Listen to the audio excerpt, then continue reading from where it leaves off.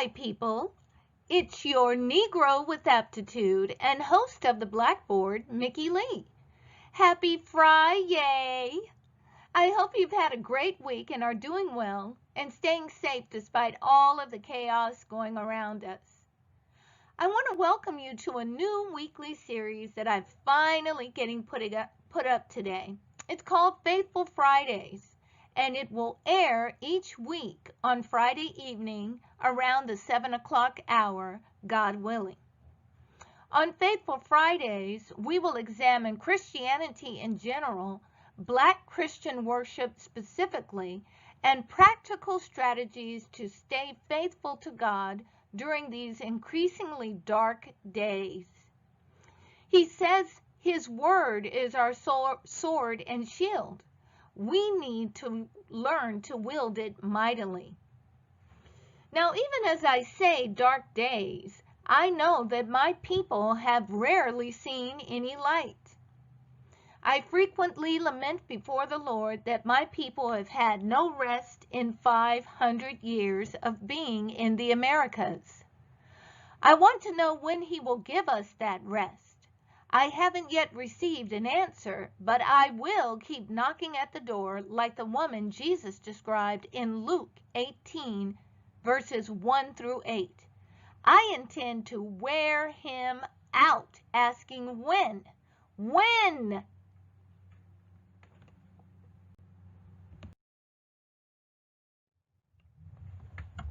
Though we have learned to dance in the darkness, all of us are undoubtedly aware that the world is in upheaval.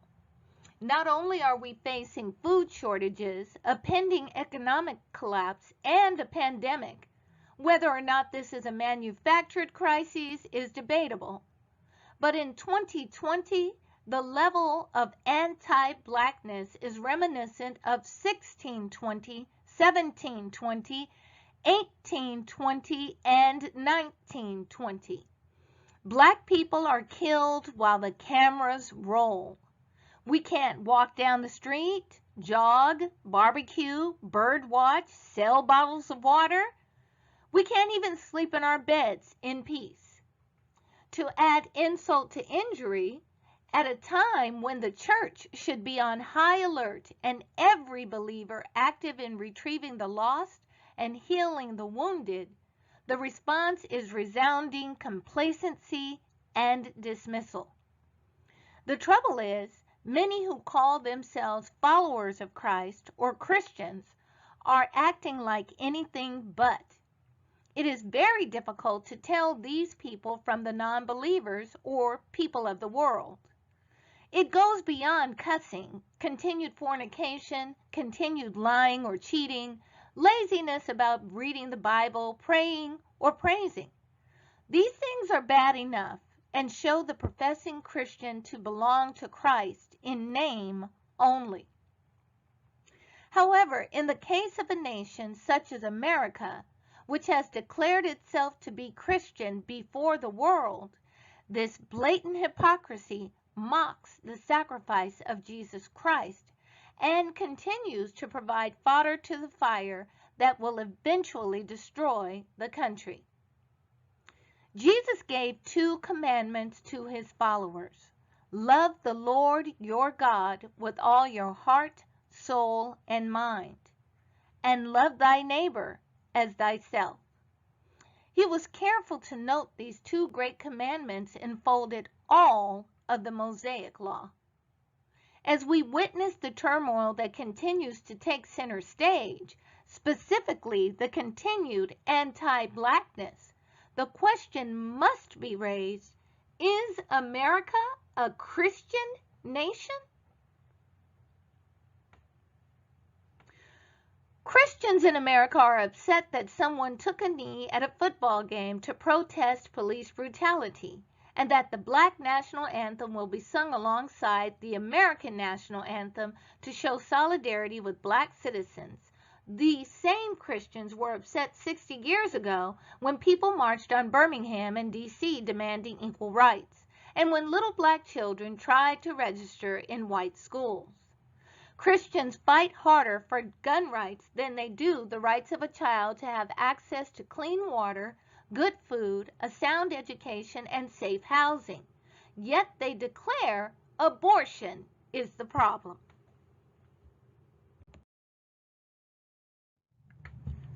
Christians feel that removing Confederate or other questionable statues erases valuable history. Yet they demanded the communists tear down the walls in West Berlin and have incited Russians to remove socialist statues while also accusing the Communist Chinese Party of committing human rights violations. Christians adamantly oppose America paying reparations to African Americans while they have been complicit in normalizing gay marriage, illegal immigration, and the convergence of the Catholic-driven one world religious doctrine, all of which has cost the nation hundreds of billions, if not low trillions of dollars. If that's what a Christian is, I want no part of it.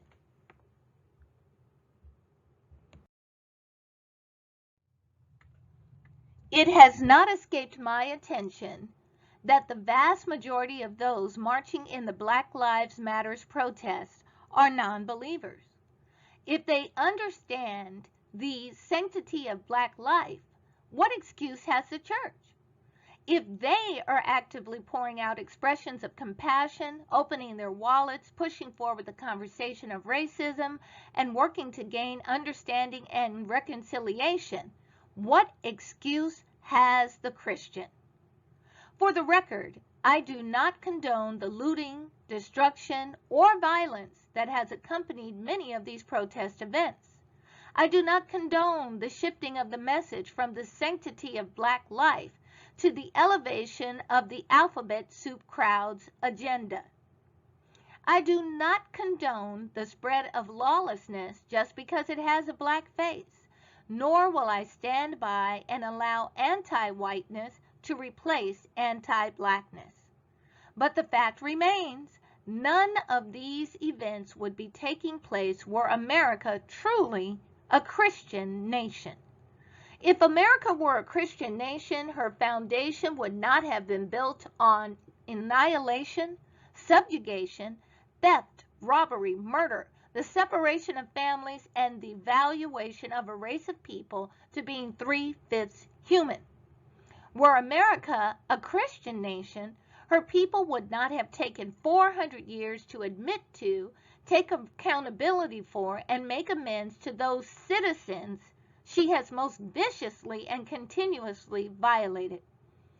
Were America a Christian nation, her political and religious leaders would all be in sackcloth, crying in the streets on bended knee for God to have mercy and confessing the sins of the nation, which are far beyond abortion and homosexuality.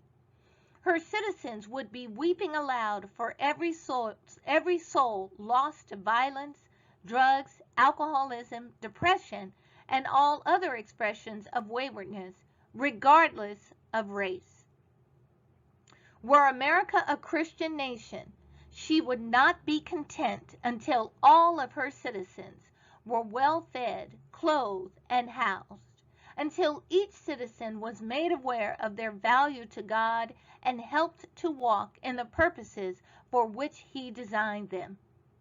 No, America is not now, nor has she ever been, a Christian nation. For her brazen lies and two-faced adultery against God, she is being destroyed. For her refusal to prioritize the ways of God, love, joy, peace, patience, kindness, goodness, faithfulness, gentleness, and self-control, her people are in peril and falling away to eternal destruction.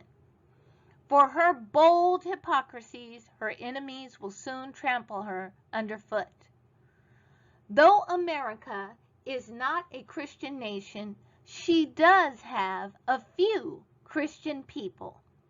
In this hour, we need to work overboard in the spirit so that we are easily distinguished from those of the world. We should not be outdone by non-believers in dispensing kindness, ensuring the hungry are fed, the naked clothed, and those without shelter taken in, as well as those long battered, repaired, whatever the cost. We should not rely on the example of those whose walk produces no fruit of the Spirit, regardless of their title, degrees, sizable media platforms, or megachurches. The Lord is separating the wheat from the chaff. He is dividing the doers from the sayers. And as John the Baptist warned the Pharisees and the Sadducees, God can raise up from among the throngs of unbelievers children of the kingdom, just as he could descendants of Abraham from the rocks. America is not a Christian nation. In spite of this, let those of us who are striving to be real, true Christians work feverishly to build Christian people. This is your Negro with Aptitude and host of the Blackboard, Mickee Lee, signing off.